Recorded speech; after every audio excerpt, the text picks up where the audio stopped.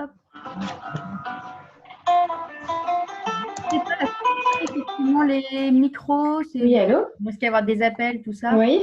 Ah, attendez. Hop, Non, non, c'est bon. je mets quelqu'un en muet, pardon, je me permets de vous couper, si ça va être plus simple, je pense.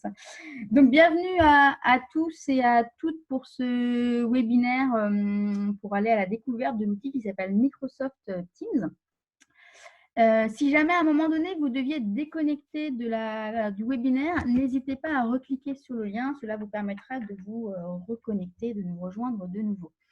Comme je le disais il y a quelques instants, si vous n'avez pas besoin de prendre la parole, vous pouvez couper vos micros. Ça vous permettra de ne pas avoir de bruit interférent. Vous pouvez, si vous avez une bande passante un petit peu faible, c'est-à-dire un accès Internet un petit peu limité, vous pouvez également couper la vidéo. Ça vous permettra de visualiser mon écran que je partagerai et de bien m'entendre. Voilà, si vous avez des questions, vous pouvez prendre la parole à tout moment, n'hésitez pas, hein. L'objectif, c'est qu'on puisse échanger de manière assez libre. Et vous pouvez également utiliser la conversation. J'ai confié à Paul, qui est parmi nous, Paul Brander, qui est le président de l'incubateur, la mission de m'aider à regarder les questions pour que je puisse, que je ne passe pas à côté de vos questions s'il y en a dans le chat. Voilà, parce que c'est pas toujours évident de jongler entre plusieurs écrans. Donc, n'hésitez pas à poser toutes les questions que vous pourriez avoir. Je vais me présenter donc rapidement. Je m'appelle Anne-Hélène Amonique. Ma société s'appelle Facilo. Je travaille depuis de très nombreuses années avec les avocats. Et mon métier aujourd'hui, donc je suis indépendante, je suis consultante, c'est de permettre aux avocats en fait, d'être plus performants. Donc, performant à la fois en production, c'est-à-dire comment vous êtes organisé, quels sont vos outils, sur tous les aspects qui sont les aspects de votre cabinet. Et également en développement, quelles sont vos offres, quelles sont vos communications, etc. Et l'objectif, c'est donc de produire mieux au moindre coût, de pouvoir vendre plus de missions. Et l'objectif final, c'est, alors au choix, hein, soit avoir une meilleure rentabilité, ça peut aussi être avoir un meilleur équilibre personnel. Donc, il peut y avoir plusieurs aspects. Voilà, alors je ne compte plus trop, je crois que ça va être le 5e atelier de l'incubateur depuis le début du confinement. On en a déjà prévu d'autres pour les prochaines semaines. Pour ceux qui étaient déjà présents la semaine dernière, donc jeudi dernier, à la même heure, vous verrez qu'il y a je reparlerai de quelques outils qu'on a pu aborder à certains moments, donc vous pourrez faire le lien entre les deux webinaires. Pour ceux qui n'étaient pas parmi nous, le précédent webinaire est également disponible sur YouTube. Je pourrais vous envoyer le lien puisqu'il y avait eu, comme cette fois, un enregistrement que j'avais pu diffuser. Voilà un petit peu pour l'introduction. Est-ce que sur la méthode et l'organisation, ça convient à tout le monde? Oui. Ok, super. Alors, on va passer dans le vif du sujet. Je vais vous partager mon écran.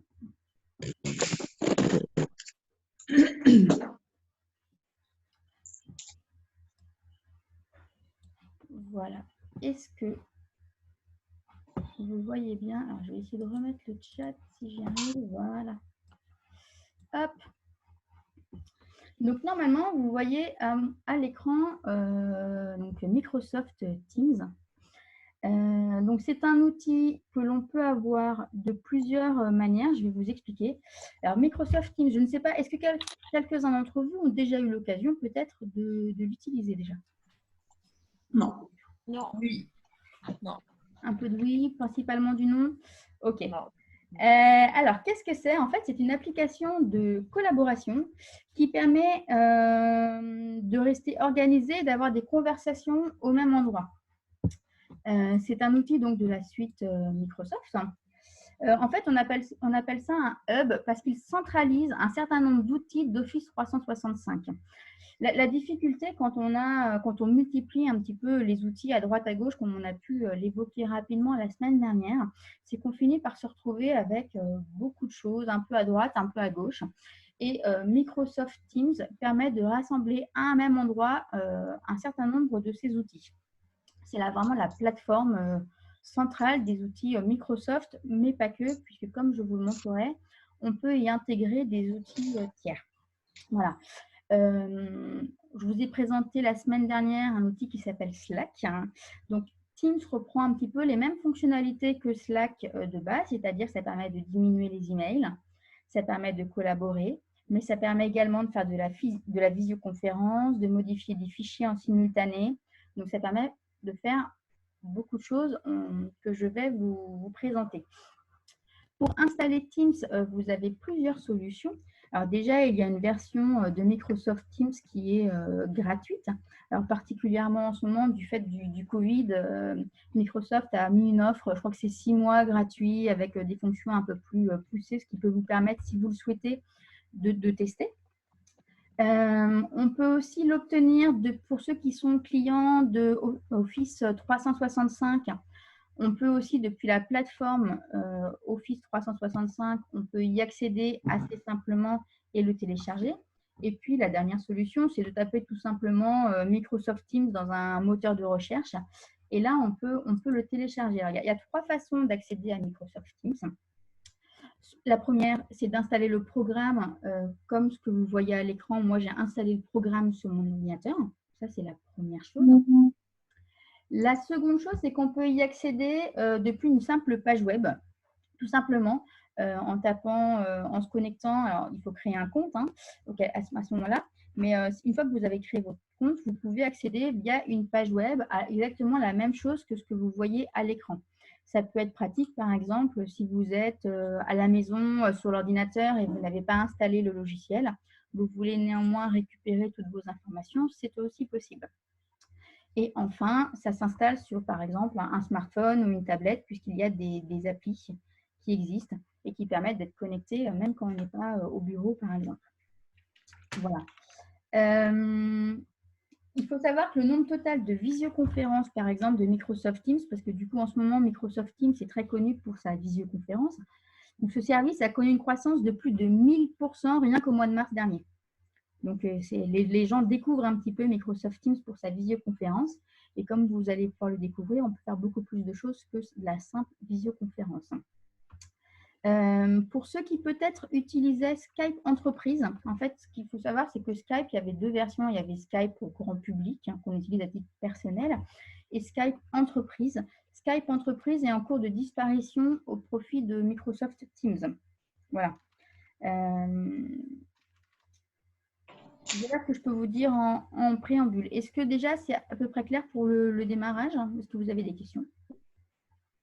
Non, c'est bon. C'est bon? Ok, merci. Alors, je vais vous montrer un petit peu comment ça fonctionne. Alors là, en toute transparence, c'est le Teams que j'utilise personnellement au quotidien. Donc, j'ai essayé de masquer quand même les informations confidentielles, mais voilà, vous voyez un vrai Teams dans la rue. Ah, une chose que je n'ai pas dit, mon métier, donc c'est d'aider les avocats à être plus performants au travers notamment d'organisation, d'outils, etc. Par ce biais, je peux être amenée à proposer des outils, mais je ne suis pas du tout éditrice ou vendeuse de logiciels. Moi, je suis comme vous, j'ai découvert Teams en l'utilisant dans un cabinet, puis en le déployant potentiellement chez des clients. Mais voilà, je n'ai pas de part à vous vendre Teams. Je vais avoir un discours assez transparent. Il y a plein de choses qui fonctionnent très bien, des choses qui parfois sont un peu plus complexes. Donc, ce n'est pas un discours commercial que je vais avoir avec vous aujourd'hui, c'est plutôt un discours d'utilisateur un peu plus averti, mais d'utilisateur quand même. Voilà. Je préférais le préciser. Alors, quand on ouvre Teams, voilà comment ça se présente. On a déjà sur la gauche un certain nombre de menus. Le premier menu que je vais vous présenter, c'est le menu équipe. Alors, pour ceux qui connaissent peut-être les outils comme Slack, ici, en fait, on va déterminer un certain nombre de thématiques sur lesquelles on souhaite échanger. Donc, échanger à la fois, ça peut être à la fois avec vos équipes, ça peut être un outil que vous déployez en interne, mais ça peut également être un outil qui peut être déployé pour communiquer avec des tiers. Moi, par exemple, je l'utilise, vous voyez, j'ai créé une équipe qui s'appelle Facilo, donc le nom de ma société, mais je l'utilise ici avec des tiers. J'ai ouvert certaines de mes équipes à des personnes avec qui je collabore régulièrement, qu'on puisse échanger par le biais de Teams et non plus échanger par email. Voilà. L'objectif, un des premiers objectifs, c'est de limiter les emails puisqu'on est tous noyés par les emails. Déjà, si vous enlevez tous les emails en interne et les emails avec vos interlocuteurs récurrents, déjà, vous aurez pas mal vidé votre boîte mail, je pense. Donc, les équipes, on peut imaginer plusieurs organisations. Ça peut être par nom de client, ça peut être, si c'est pour la gestion d'un cabinet, vous pouvez très bien imaginer avoir une équipe, je ne sais pas, locaux, financiers, administratifs, ressources humaines, enfin, les différentes équipes que vous allez déterminer, c'est à vous de déterminer, enfin, c'est à vous de choisir ce que vous allez en faire. Donc, ce qui est important au départ en termes d'organisation, c'est de bien choisir les thématiques, comment on va organiser les thématiques. N'hésitez pas à prendre une feuille blanche et à écrire l'organisation que vous souhaitez avoir pour ces équipes. Donc, comment on crée une équipe? Eh bien, c'est extrêmement simple. On fait ici en bas « Rejoindre ou créer une équipe ». Soit on recherche une équipe déjà existante. Alors, petit bémol, quand on recherche une équipe, il faut vraiment qu'on ait le nom qu'on ait le nom exact de l'équipe que l'on recherche. Sinon, ça c'est un retour d'expérience qui vient du vécu. Si vous ne tapez pas le nom exact, vous allez recréer un doublon, puisque le moteur de recherche là, pour rejoindre ou créer une équipe est parfois un peu perfectible. Voilà. Donc, je fais créer une équipe. Donc là, par exemple, je vais créer une équipe à partir de 0. Je vais vous le faire en direct. Vous avez 3 niveaux d'utilisation, privé, public et complètement ouvert. Donc, on peut très bien imaginer que vous ayez des équipes qui soient publiques, par exemple, je ne sais pas, la communication du cabinet. Par contre, vous pouvez avoir des équipes qui soient privées, par exemple, les ressources humaines. C'est un exemple, mais ça vous donne un petit peu, voilà. Donc là, je vais prendre public. Je vais mettre test parce que je le supprimerai après le webinaire. Voilà, mon équipe est créée. Vous voyez, c'est extrêmement simple. Ensuite, dans cette équipe, je vais pouvoir inviter des personnes à y participer. Donc, soit encore une fois des personnes de mon équipe, mais ça peut être ouvert aussi à des tiers. Pour l'ouvrir à des tiers, il faut simplement aller dans la console d'administration et l'autoriser. Par défaut, vous pouvez vous dire que l'outil sera uniquement en interne, auquel cas personne ne peut inviter de tiers, ou bien vous pouvez l'ouvrir et auquel cas des tiers pourront participer. Donc, soit je tape le nom de la personne que je souhaite inviter, ou pour le faire en extérieur, l'adresse email. Donc là, je ne vais pas le faire en l'occurrence. Mon équipe est créée. Ensuite, il crée ce qu'on appelle des canaux. Alors, le canal qui est créé d'office, c'est le canal qui est créé d'office, c'est le canal général. Mais je peux bien entendu ajouter un canal. Par exemple, je vais vous donner l'exemple incubateur du barreau de Rennes. L'outil avait créé donc le canal général et moi j'avais créé un canal pour vous montrer qui s'appelle webinaire, dans lequel on peut, voilà, et ainsi de suite, on peut, imaginons, vous utilisez cet outil pour échanger avec, je ne sais pas, un huissier, voilà, pour prendre un exemple au hasard, et bien en dessous, on peut très bien imaginer que vous ayez un canal par mission sur lequel vous collaborez avec cet huissier. Sur l'organisation un petit peu jusque-là, canal, équipe, vous me suivez, c'est bon? Oui. Ok, super. Donc, une fois qu'on a créé, donc on peut le rejoindre et ensuite, ça se classe, comme vous le voyez, sur le côté gauche, comme ça. Le truc un peu perfectible, c'est que le classement se fait par ordre de création. On peut déplacer à la main, mais quand on a beaucoup d'équipes, ça peut être un peu complexe. Ça, c'est pareil, c'est une petite piste d'amélioration que Teams pourrait faire, mais en l'état actuel, voilà comment ça se classe. Ensuite, une fois qu'on est dans un canal, eh bien, ça se présente un peu comme un chat. L'avantage par rapport à des emails, c'est que déjà, les conversations sont classées par les thématiques. Donc déjà, ça permet que les choses soient plus claires. Si jamais quelqu'un était absent 2-3 jours et n'a pas regardé ses messages, il va retrouver tout l'historique. Il n'y a pas besoin d'enregistrer les mails à droite à gauche puisque c'est automatiquement enregistré par thématique. Et puis, on voit, alors là, je suis toute seule, parce que c'était juste pour vous montrer ce matin, mais on voit ainsi les différentes personnes qui postent des messages. Donc là, par exemple, tout à l'heure, j'ai posté « Bienvenue au webinaire sur la découverte de Microsoft Teams ». Donc là, voilà, quelqu'un pourrait très bien imaginer faire répondre.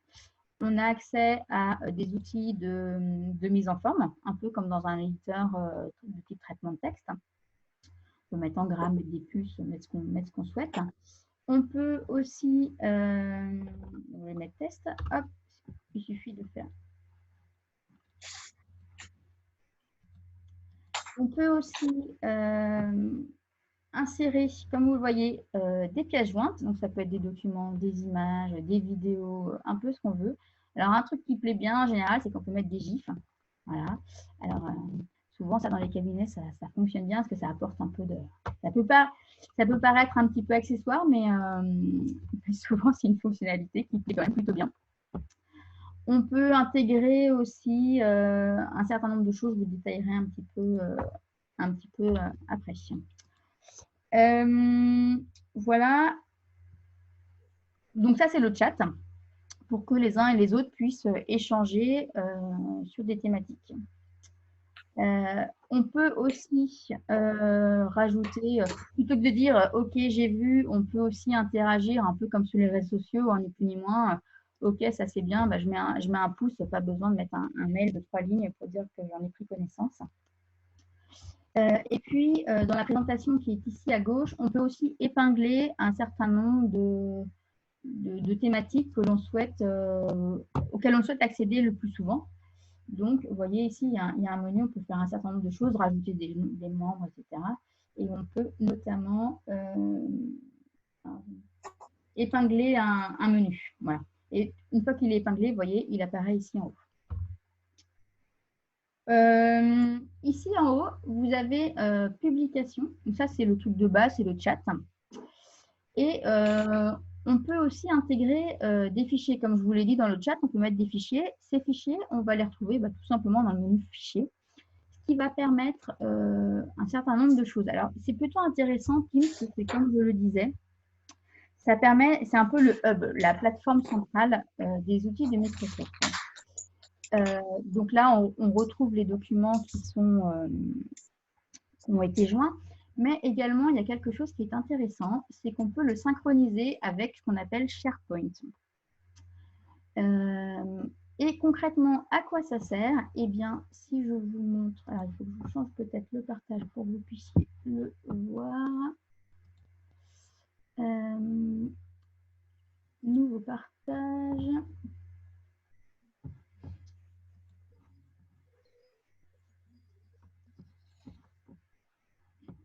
Voilà, je vais vous partager ça.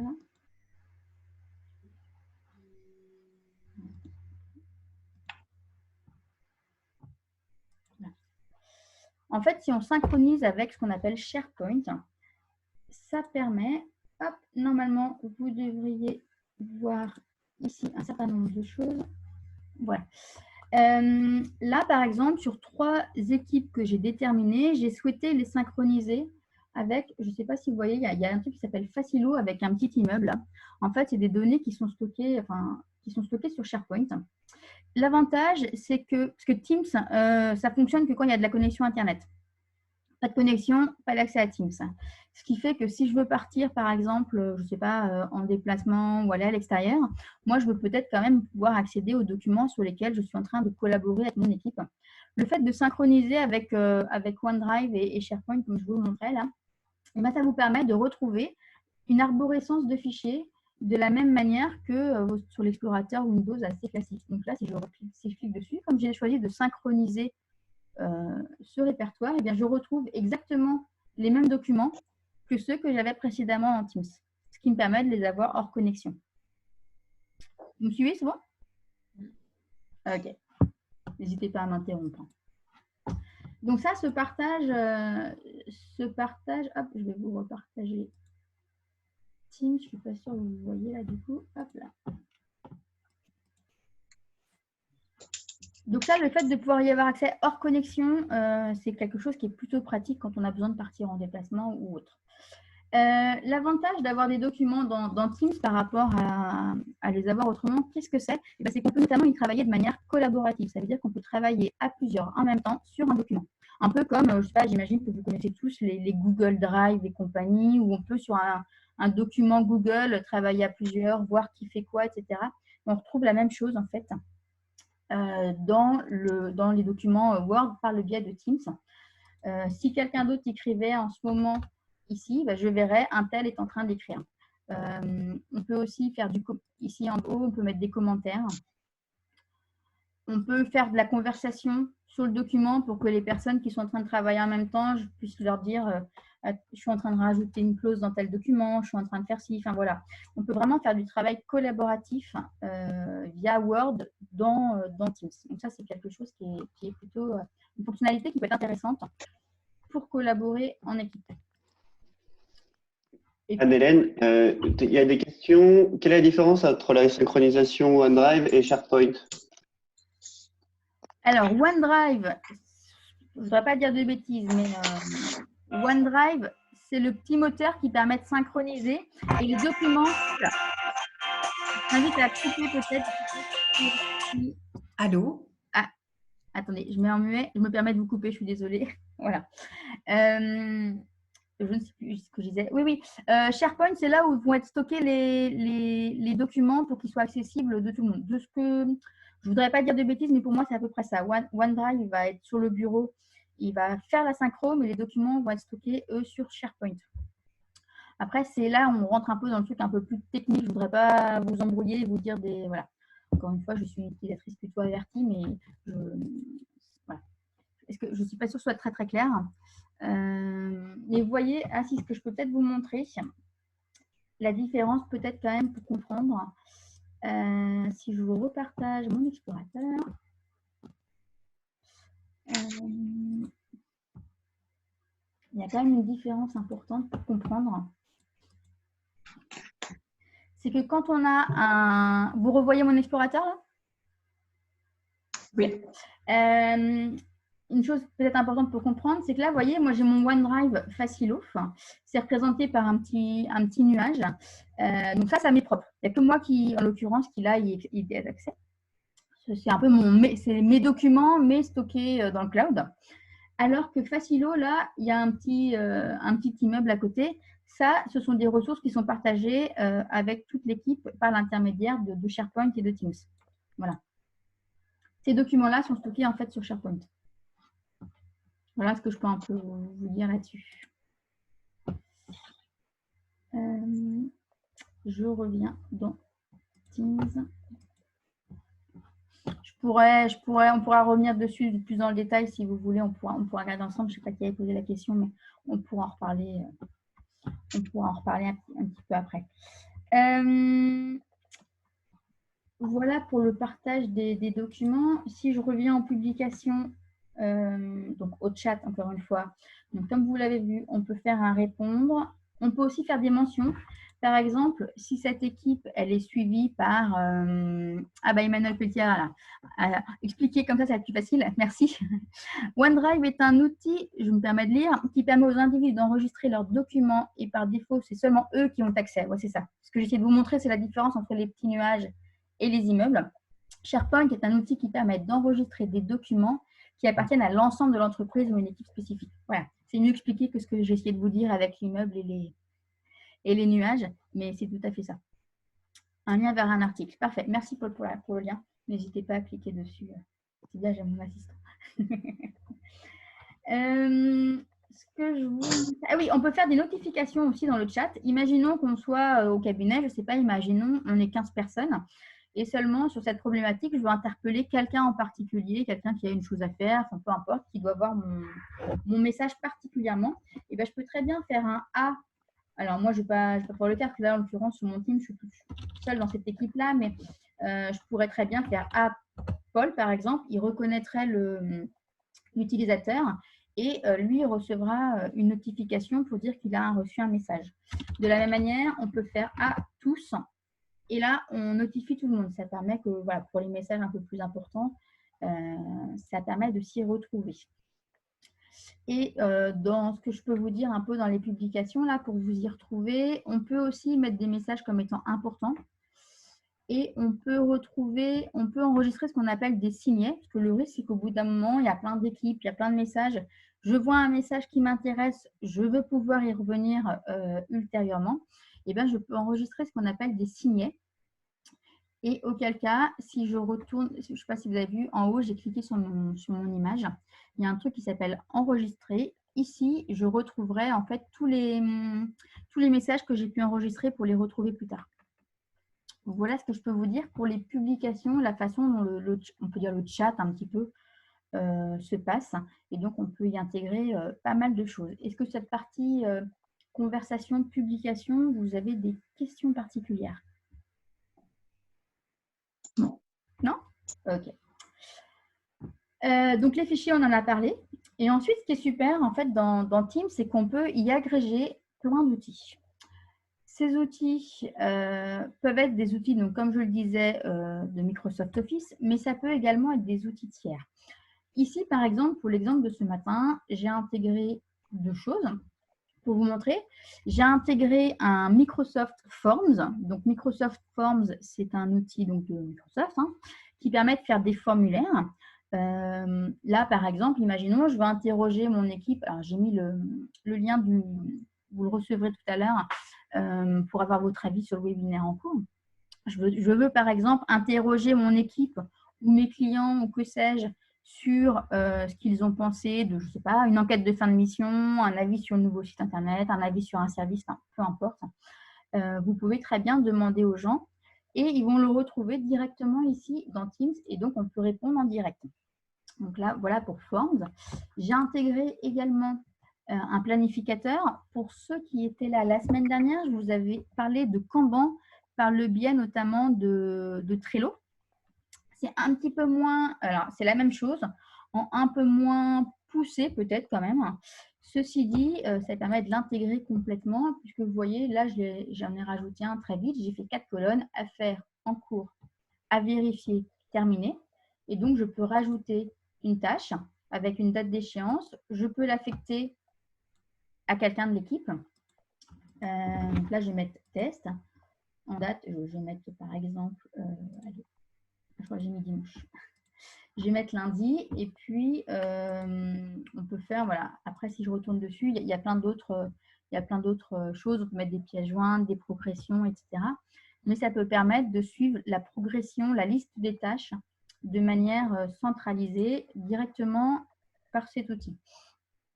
Mais ce que j'aime beaucoup, c'est qu'on peut rajouter énormément de choses. Alors, soit par le biais du petit plus ici. Alors, comme vous le voyez, les outils, on peut les agréger équipe par équipe. Ça veut dire que pour une équipe, par exemple, le cabinet des ménages, je vous donne un exemple. Le cabinet des ménages, eh bien, je veux rajouter une équipe déménagement du cabinet dans laquelle je vais rajouter un planificateur pour que chacun sache ce qu'il a à faire. Par contre, dans une autre équipe, ça n'a aucun intérêt d'avoir un planificateur. Donc, je peux très bien avoir d'autres outils pour une autre équipe. Ça se fait équipe par équipe. Ici, en bas à gauche, vous avez un menu qui s'appelle Applications. Et si je clique dessus, j'arrive à la liste de toutes les applications possibles, imaginables. Et comme je vous le disais, Microsoft Office est très ouvert. Et donc, on peut intégrer beaucoup de choses. Donc là, justement, je vous parlais de planificateur. C'est l'outil intégré à Microsoft. Mais si jamais il ne me plaisait pas pour une raison X, Y et je souhaite passer par exemple à Trello, qui est le premier exemple, je peux intégrer mon Trello dans Microsoft Teams. Voilà, tout simplement en cliquant dessus. Alors, bien sûr, il va falloir que je me connecte, donc je ne me suis peut-être pas connectée. Mais derrière, je vais pouvoir dire, voilà, je veux tel menu du Trello, et ensuite, je pourrai le retrouver directement dans un onglet. Et il y a, alors je ne les ai pas comptés, des dizaines, peut-être des centaines d'applications possibles. Alors, il y a vous voyez, Zoom, par exemple, qu'on est en train d'utiliser. Ils sont classés ici à gauche par thématique. Et on peut même charger une application personnalisée. C'est quelque chose qui est assez intéressant. Toutefois, il faut quand même préciser, si jamais l'application que vous choisissez nécessite un abonnement payant, il faudra prendre l'abonnement payant. Si je prends l'exemple, je ne sais plus où il est, mais pour prendre un exemple connu des Rennais peut-être, Klaxoon, qui permet de faire de la collaboration. En ce moment, alors comme en période de Covid, il est gratuit, mais en temps normal, Klaxoon, c'est quelque chose de payant. Si je veux l'intégrer à Trello, il faudra bien sûr que j'ai un abonnement et que je paye derrière. Voilà, tout ça parce que c'est dans Teams que tout est gratuit. Mais on peut trouver énormément de choses. Si je prends réseaux sociaux et divertissement, je peux très bien, par exemple, je ne sais plus où il est, mais on peut intégrer le fil Twitter du cabinet, par exemple. Comme ça, tout le monde peut voir les actualités postées sur Twitter directement depuis Teams. Donc, comme je vous le disais, c'est vraiment une plateforme qui regroupe tous les outils, enfin, ou en tout cas beaucoup d'outils que vous pouvez avoir à droite à gauche. Vous allez pouvoir les retrouver de manière centralisée. Ça, c'est vraiment quelque chose qui est intéressant dans Teams. Et ensuite, donc, je peux les rajouter. Dans les outils que je vous ai présentés la semaine dernière, bien sûr, on peut intégrer du OneNote, donc on peut intégrer du Trello, on peut intégrer, voilà, beaucoup de choses. Est-ce que sur l'intégration d'applications comme ça tierces, c'est clair? Moi, j'avais une question, Anne-Hélène, sur le planificateur par rapport à Trello. Tu disais que Trello était plus intuitif, en fait, et plus complet. Déjà, il est plus looké en termes d'aspect. Déjà, il a un aspect plus sympa. Il y a du pour et il y a du… Moi, je préfère Trello, très franchement. J'ai essayé les deux. Hein. J'ai un peu de mal à dire pourquoi, mais à l'usage, il est un peu plus fluide. Voilà. Après, c'est mon avis. Ceci dit, planificateur a des choses plutôt intéressantes. Par exemple, on peut visualiser en tableau, mais on peut aussi voir en graphique. Vous voyez là sur mon écran, alors là c'est un truc de test, hein, donc il n'y a pas beaucoup de données forcément, et je suis toute seule sur cette équipe. Mais on peut voir voilà, combien de choses importantes est-ce que j'ai à faire, qui a quoi à faire, etc. Donc ça c'est intéressant. Et si on met des tâches avec des dates, on peut aussi avoir un planning des choses à faire. Après, ce qui me gêne un petit peu, sauf erreur, hein, je ne voudrais pas dire de bêtises, mais moi j'ai eu l'impression en le testant qu'il n'y avait pas d'alerte quand une tâche arrivait à échéance. Et ça m'a un petit peu manqué. Voilà. Et il faut faire attention aussi, alors peut-être créer du coup un planificateur dans un onglet vraiment qui soit général. Si vous commencez à faire un planificateur pour chaque client, il n'y a pas de vision centralisée du coup. Donc ça peut être un peu compliqué à l'usage. Voilà. Et en fait, comme dans Trello, on peut créer autant de tableaux que l'on veut, enfin autant de planning. Tout à fait. Exactement. Oui. Ok. Merci. De rien. Est-ce que vous avez d'autres questions? Non? Ok. Alors, je vais vous montrer quelque chose qui Excusez-moi. Oui. Oui, non, une toute petite question. Combien peut-on créer d'équipes? Est-ce qu'il y a un nombre limité ou d'équipes à votre connaissance? Alors, moi, j'ai jamais atteint cette limite, en tout cas. Dans un cabinet dans lequel je suis passée, on avait tous nos clients étaient répertoriés dans Teams. Donc, pour chaque client, on avait toutes les missions, etc. On n'a jamais atteint cette limite. Donc, je ne saurais pas la dire, mais je pense qu'elle doit être importante quand même. Merci. De rien. Je vais vous montrer une fonctionnalité qui est très intéressante. C'est la partie visio et calendrier. Et juste, Anne-Hélène, j'ai une question par rapport à ce que tu viens de répondre. Quel est l'intérêt par rapport à un logiciel métier et le fait qu'on ait notre base de données dans le logiciel, d'intégrer tous les clients dans Teams? Alors, si tu as un logiciel, effectivement, le logiciel permettra certainement de… Enfin, c'est des fonctionnements différents. Alors, je vais avoir du mal à répondre comme ça en 30 secondes. Mais ça peut parfois être une alternative au logiciel métier, mais les fonctionnalités ne seront pas les mêmes. Donc, on pourra en discuter, mais moi, dans un des cabinets, il n'y avait plus de logiciel métier et on passait par Teams. Ok. Mais c'est pas, on peut difficilement comparer parce que ça dépend de ce que vous faites dans votre logiciel, en fait. Si vous faites le saisie de temps passé, de la facturation, etc., ça, dans Teams, il n'y a pas. C'est des fonctionnalités différentes, donc il faut trouver l'équilibre. Okay. Alors, pour les réunions, c'est assez simple à organiser. Je vais vous partager, hop là, un email pour vous montrer. Voilà. Pour ceux qui utilisent Outlook, puisque ce sont des… Teams, c'est un outil Microsoft, donc c'est très bien intégré forcément aux autres outils de la suite Office. Ici, je vous montre une création d'agenda, donc quelque chose d'assez classique. Hein. Je fais un rendez-vous test. Ce qui est pas mal, c'est que je peux donc inviter un certain nombre de personnes. Donc, par exemple, je vais contacter contact incubateur. Voilà. J'invite l'incubateur, d'accord? Donc là, c'est une création de rendez-vous de manière très classique jusqu'ici. Ce qui est intéressant, c'est que si je veux qu'elle se passe en visio, Je peux cliquer tout simplement ici sur Réunion Teams et ça va automatiquement générer un lien. Vous voyez, ici apparaît « Rejoindre la réunion Microsoft Teams ». Et ça veut dire que l'interlocuteur, il recevra directement le lien. Il n'y a pas de manip à faire pour créer des liens de visio, etc. C'est automatique. La personne qui va le recevoir, elle aura plusieurs solutions. Soit elle rejoindra la visio depuis le programme Teams si elle-même, elle l'utilise. Mais si elle ne souhaite pas installer Microsoft Teams, elle peut le rejoindre simplement depuis une page Internet. Voilà. Quand on clique dessus sur ce lien, ça va prendre un peu de temps, je ne vais peut-être pas le faire, mais on risque de manquer de temps derrière. Mais elle va avoir une page Internet qui va s'ouvrir, qui va lui dire « Voulez-vous suivre la visio depuis le programme ou simplement depuis une page Internet ?» Et auquel cas, il n'y a pas besoin de créer de compte, il n'y a pas besoin d'installer quoi que ce soit. Donc, c'est très, très simple. Le moment venu, dans mon agenda, je retrouverai tout ça. Ah oui, il faut que je vous repartage les bons écrans par contre. Hop.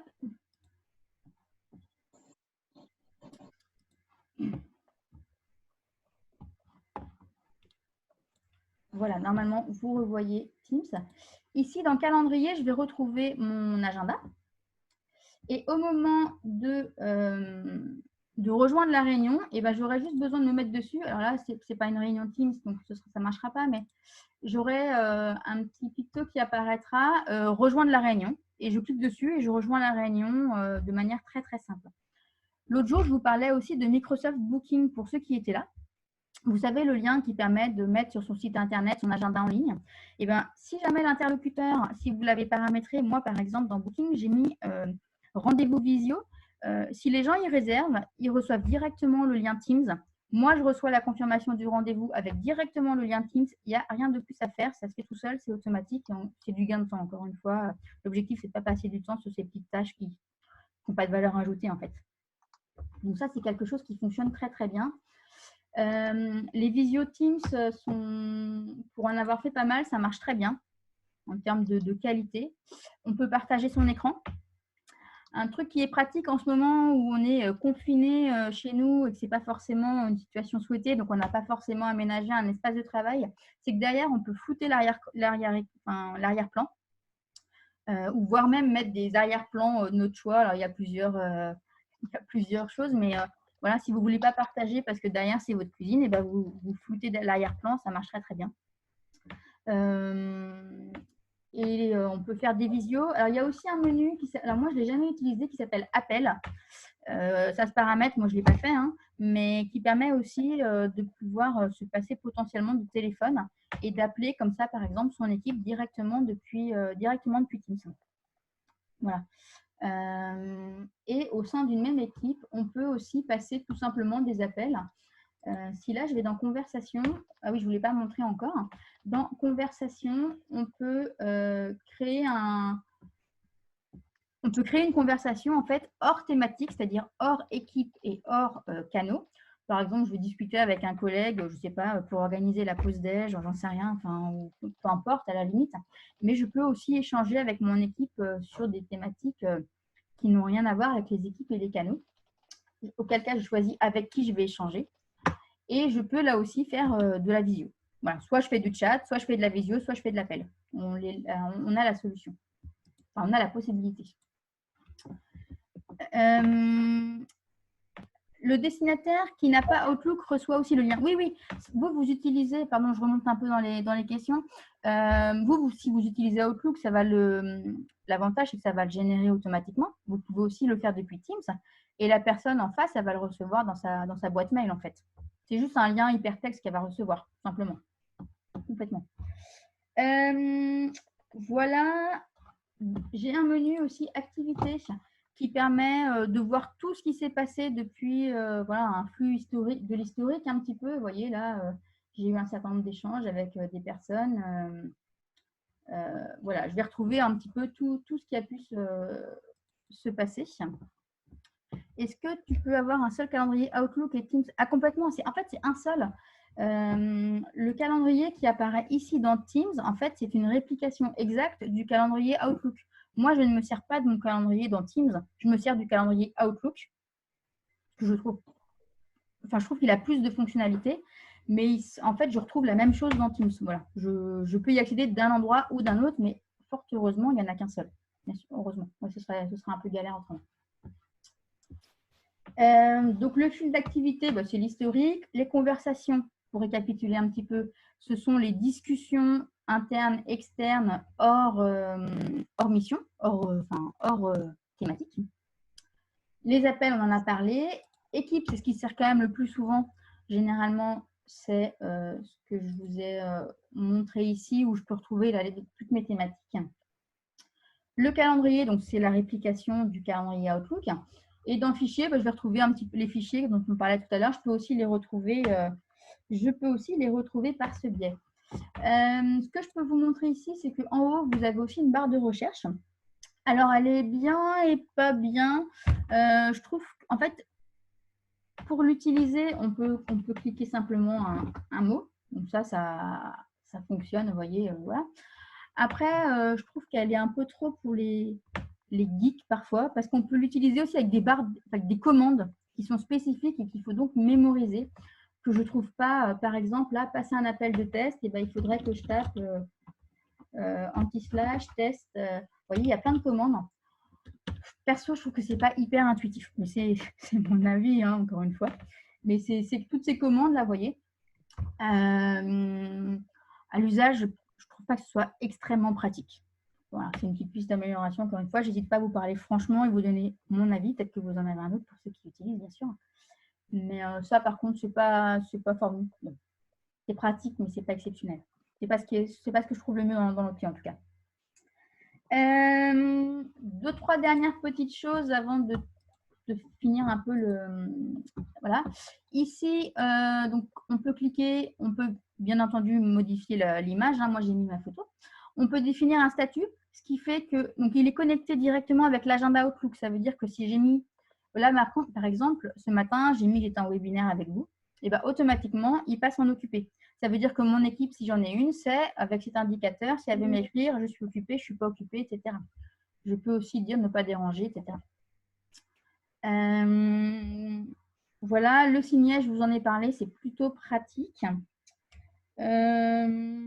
Voilà, j'ai fait un petit peu rapide, hein, mais en 45 minutes, vous vous dites bien, voilà, on peut aller beaucoup plus loin. C'est juste pour vous balayer un petit peu les principales fonctionnalités. Donc, limiter les mails, les visios, collaborer sur des fichiers, indexer des outils divers pour les avoir tous au même endroit. Le fil de discussion peut-il s'imprimer pour des échanges avec des clients, par exemple? J'ai jamais eu ce besoin. L'impression, ce serait pourquoi? Pour les conserver dans les dossiers papier? Pour Géraldine? Oui. Oui, alors après, j'imagine qu'avec moi, par exemple, quand je veux imprimer, j'utilise des extensions. Alors, après, est-ce que ça a vraiment un intérêt d'imprimer les… J'avoue que je n'ai jamais fait, en toute franchise. Après, ça doit certainement être possible. J'imagine que ça a été… ouais, je ne l'ai pas fait, franchement. Mais je ne vois pas pourquoi ce serait pas possible. Il y a sûrement un moyen de le faire, oui. À minima, copie d'écran. Oui, de toute façon, les copies d'écran, oui. Et puis, il y a des outils qui permettent de faire des copies d'écran défilantes. Moi, par exemple, c'est la petite astuce qui n'était pas prévue, mais je vous la communique. Moi, j'utilise un truc qui s'appelle Fireshot et qui permet de faire des captures d'écran en défilant, par exemple. Donc, ça permet de intérêt probatoire. Oui, c'est vrai. Oui, alors c'est à creuser, mais j'imagine que c'est possible. Est-ce que vous avez peut-être d'autres questions? J'en ai peut-être coupé d'ailleurs dans le chat. Je vais essayer de… Hop là. Et Anne-Hélène, moi, habituellement, sur l'organisation de réunions, je vais directement sur le calendrier et je n'ai pas retenu la manip que tu as faite à partir d'Outlook. Alors, en fait, pour que ça fonctionne, j'imagine qu'il faut peut-être que tu aies installé Teams. Oui. Et moi, à partir du moment où j'ai Teams, j'ai un onglet qui s'appelle Microsoft Teams, tout simplement. Ouais, donc je l'ai. Et moi, quand je suis sur mon calendrier, donc c'est comme ça que j'organise les réunions. Mais tout à l'heure, tu as fait via un message et ensuite cliquer sur rejoindre la réunion. Oui, tout à fait. Attends, je vais repartager si tu veux. Hop, nouveau partage. Si je retourne dans… Ah bah, je l'avais fermé. Je refais un nouveau calendrier, enfin un nouveau rendez-vous et je vais vous le partager.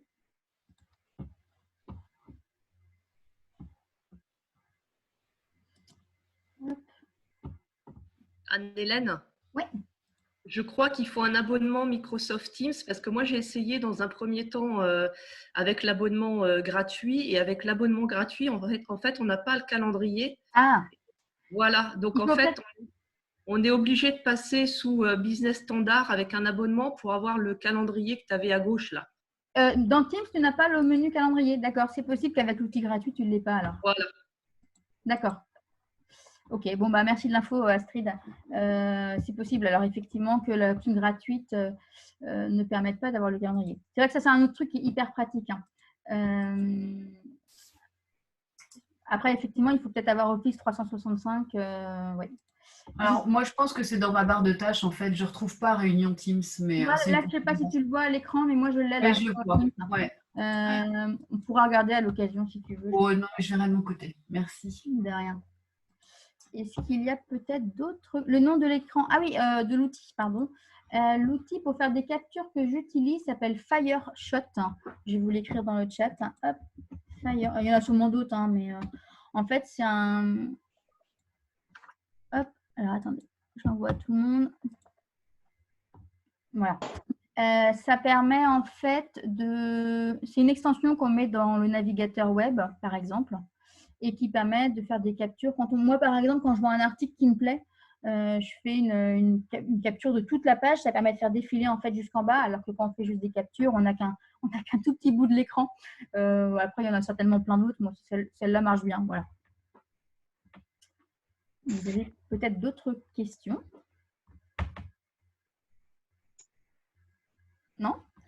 Ok, et ben je vous enverrai alors cet après-midi si la vidéo a fini de charger, parce que la dernière fois ça a pris un petit peu de temps, donc, mais je vous enverrai l'enregistrement de la vidéo et puis un petit questionnaire avec Microsoft Forms que vous connaissez maintenant si vous ne le connaissiez pas. Voilà, n'hésitez pas à revenir vers moi si vous avez des questions sur l'utilisation ou autre. J'espère que ça a répondu à vos attentes et que ça vous a permis de découvrir assez rapidement les fonctionnalités en tout cas. Donc voilà, Microsoft Teams, ça peut vous servir pendant cette période de télétravail, mais aussi au-delà, au sein d'un cabinet, de manière très simplement. Merci à tous et puis passez une très bonne journée, puis un bon week-end avec un peu d'avance. Merci Anne-Hélène. À bientôt. Au revoir. Au revoir.